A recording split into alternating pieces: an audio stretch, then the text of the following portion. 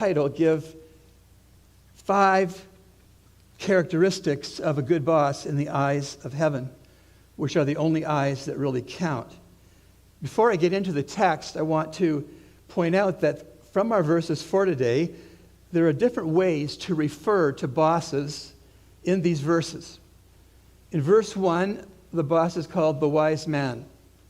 In verse 2, he is called the king. And in verse 9, he is the man who has exercised authority over another man, unfortunately, to that other man's hurt. And so the first of the 5 qualities or characteristics of a good boss is this: a good boss has a clear mind. Verse 1a. Who is like the wise man, and who knows the interpretation of the matter? Well, you notice from this half verse that having a boss that is good means having a boss that has a clear mind. A boss with a clear mind looks like a wise boss, and he has the right interpretation or explanation of things. On this topic of clear-headed bosses, someone has said, know the how, and you'll most always have a job. But know the why, and you'll supervise those who have jobs. Something else to do with the clear-minded boss is that there's a difference between being efficient and being effective. The efficient boss does things right, but the effective boss does the right things. Being clear-minded as a boss is essential to being a good boss. To review, they do the right things, they know and factor in the whys, and they have accurate interpretations and explanations. And so if you are a boss, I encourage you to cultivate a clear mind. There was a ministry in my first ministry where I needed to acquire a clear mind. I needed to understand interpretations of things that were happening to me and explanations. And I was on a personal retreat with Beth, and the counselor on that retreat has a technique of only asking questions of us. He never answered any of the questions, but he said, you have to raise this question, you have to consider this question, you have to get answers to these particular questions that you're raising if you want a clear mind. Well, with God's help, as I spent time in the Word in the mornings, I generated 60 questions that helped me when I consider their answers to have a more clear mind as a pastor. And yes, clear-minded bosses are good bosses. 1a, who is like the wise man who knows the interpretation of a matter? But there's a second characteristic of a good boss, and that is that he has or she has a cheerful disposition. A good boss has a cheerful disposition. This kind of a boss leads others in a way that the others are better off, and therefore this kind of boss smiles more than he or she scowls. Second part of verse 1. Who is like the wise man who knows the interpretation of a matter? Watch. A man's wisdom illumines him and causes his stern face to beam. You know you're a good boss, and you know you have a cheerful disposition when you smile at work more than you frown. My mother's brother, my Uncle Doug, started with a Dr. Scholl's company in Canada as a stock boy, putting Dr. Scholl's boxes of shoes in various retail stores. Uncle Doug worked his way all the way up to be the Canadian president of the Dr. Scholl's company. He was this kind of a boss. He had a cheerful disposition. Mr. Witherspoon was known for his smile and his pleasantries, not his scowls and his criticisms. My uncle had the uncanny ability to learn the names of over 100 employees in the warehouse, their wives' names, their children's names. And every morning before he went to his desk in the boss's office, he walked the floor of the Dr. Scholl's factory. greeting the employees, calling them by name, asking how their wives were doing by name, asking how their children were doing at certain universities or high schools. There came a time when there was a movement afoot at the Dr. Scholl's company in Canada that some employees wanted a union. But it didn't take place. The idea died on the vine. Do you know why? Because the majority of the Dr. Scholl's employees said, we have it so good with Mr. Witherspoon, we wouldn't have it any better with an impersonal union. If you're a boss, be a good boss. And with Christ's help, have a cheerful disposition. When you have a cheerful disposition, your employees are going to see you as being approachable. They're going to see you as being an easy person to be around. They're going to see you calm things down in their workplace. They're going to see you as an encouragement. And you are going to become a welcome sight on the job site or office. Yes, a boss with a cheerful disposition puts a smile on being wise. It's one thing to be wise, but it's quite another thing to be wise and have a smile. Have a cheerful disposition. Chuck Swindoll had a working definition of wisdom. He said, seeing life with objectivity and responding to life's swings with stability. That's fine. But Ecclesiastes 8, verse 1b would add to that definition of wisdom, and responding to life's swings with stability and smiles. I'm not naive. Only Christ can give us cheerful dispositions. I'm not naive. I know in 2026 in the Commonwealth of the Bahamas or in Mississippi, where our guests are from, there are many pressures. There are many stresses. There are many downturns. There are many competitors. And there are many betrayals. And it's very easy to become tainted and suspicious and closed-minded and sour and negative and detached. It's so very easy in the business world to get hard-faced, to get a permanent frown on your face because life's so serious. Business is so hard. Don't waste my time on smiling or being jovial. I have a hard face. I have a perma frown. No. Bosses who know Christ don't have to be these ways. And when bosses aren't these ways, because they have a cheerful disposition from the Lord, they bring out the best in their employees. I like what Helmut Thielicke wrote.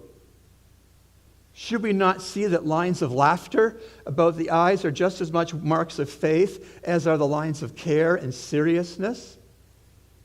Is it only earnestness that is baptized? Is laughter pagan? We have already allowed too much of what is good to be lost to the church and cast many pearls before swine. A church is in a bad way when it banishes laughter from the sanctuary and leaves it to the cabaret, the nightclub, or Toastmasters. End of quote. And so please remember that a good boss, among other things, has a cheerful disposition. The third characteristic of a good boss has a discreet mouth. Doesn't say everything that comes into his mind. She doesn't say everything that comes into her mind. Verses 2-4. I say, keep the command of the king because of the oath before God. Do not be in a hurry to leave him. Do not join an evil matter, for he will do whatever he pleases. For since the word of the king is authoritative, who will say to him, what are you doing? A good boss has a discreet mouth. From the viewpoint of that boss's employees, the verses tell us 4 things. Obey, verse 2. Be loyal, the first part of verse 3. Be supportive. Do not join an evil matter in the lunchroom, verse 3b. And don't be critical, Verse 4, if you are an employee and God has given you a good boss or hasn't given you a good boss, you are told, commanded of God, as an employee who is a follower of Jesus, obey your boss. Be loyal to your boss. Be supportive and do not join evil matter, gossip, slander, and don't be critical. That is the employee's side of the coin, and it boils down to be careful about what you say. But guess what? The employer's side of the same coin warns the very same thing. Be careful of what you say. What would our workplaces look like if everybody who was there, either bosses or employees, were careful about what they say? I think they would look very edifying and very much a building up of faith and Christ-likeness. And so, bosses, back to you. You must face the fact that your words carry a lot of weight. Accordingly, your words must always be thought through. They must consistently be fair. They must consistently be true. And when you sense they have not been, you need to ask the forgiveness of the person you spoke inappropriately to or inappropriately about.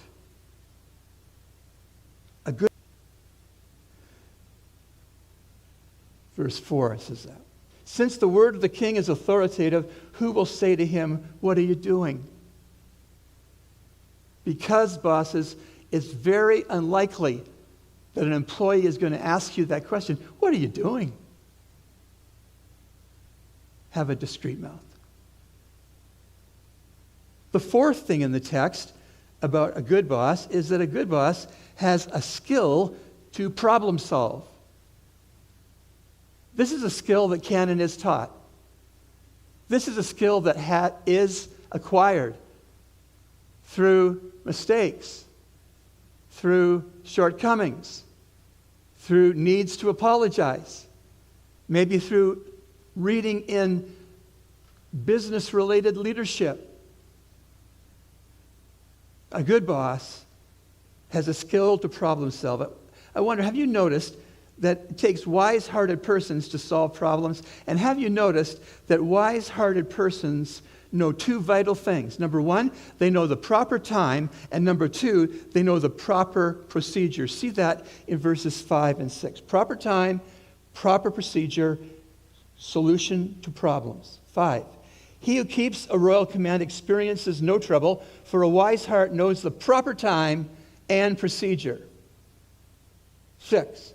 For there is a proper time and procedure for every delight when a man's trouble is heavy upon him. If no one knows what will happen, who can tell him when it will happen? A good boss has a skill to problem solve.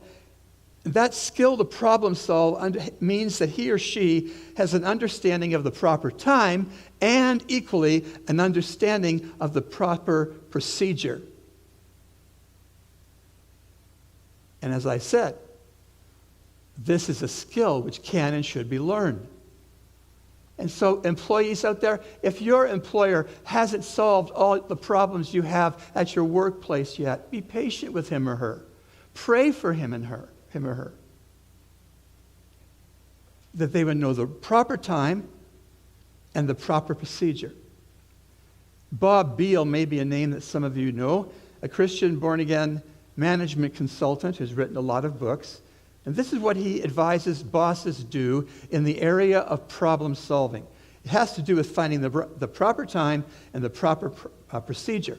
This is what Beal says. When you struggle with a major problem, ask yourself these questions. How would I prioritize the problems I face today? In a single sentence, what is the problem? What are the facts related to the problem? Why does this problem exist? What are the 3 greatest resources I can bring to bear on this problem? Who can help me solve this problem? What policy would keep this problem from reoccurring? And so a good boss has a growing skill in problem solving. The fifth and last characteristic of a good boss is that a good boss has humility due to his or her sense of limitation. If a boss doesn't believe that they are limited by anyone or anything, they have no shot at being humble. And a boss who is proud and not humble is not a good boss in the eyes of heaven. And to sort of say it again, a good boss has a humility due to a sense of limitation. Verses 7 to 9. If no one knows what will happen, who can tell him when it will happen? No man has authority to restrain the wind with the wind, or authority over the day or death, and there is no discharge of time of war, and evil will not deliver those who practice it. All this I have seen and applied my mind to every deed that has been done under the sun, S-U-N, wherein a man has exercised authority over another man to his